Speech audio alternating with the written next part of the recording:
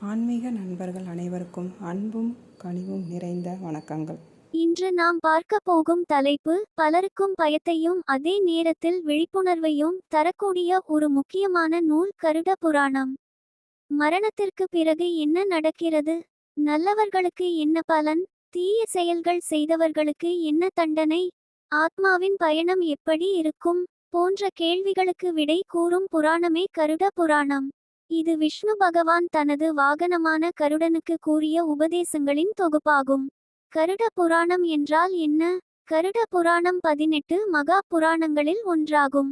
இதில் வாழ்க்கையின் உண்மை, மரணத்தின் ரகசியம், கர்ம விதி, சொர்க்கம் மற்றும் நரகம், புண்ணியம் மற்றும் பாவம் போன்ற விஷயங்கள் விளக்கப்படுகின்றன.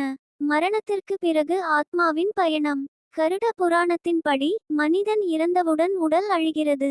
ஆனால் ஆத்மா அழிவதில்லை. ஆத்மா யமதூதர்களால் அழைத்துச் செல்லப்படுகிறது. செய்த கர்மங்களின் அடிப்படையில் விசாரணை நடக்கிறது.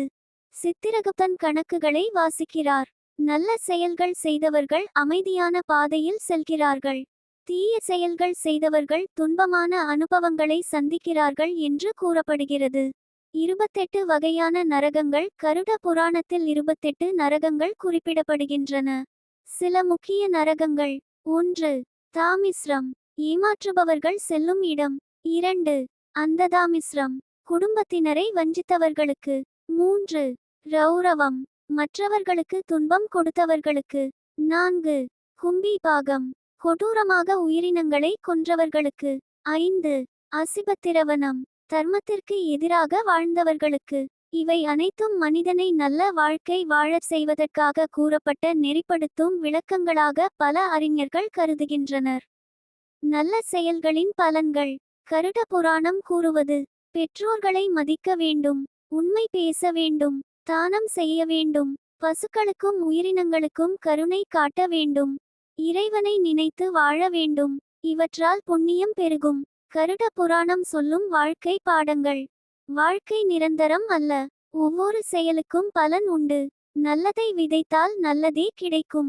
இறைவன் மீது நம்பிக்கை வைக்க வேண்டும். முடிவுரை: கருட புராணம் பயமுறுத்துவதற்காக எழுதப்படவில்லை.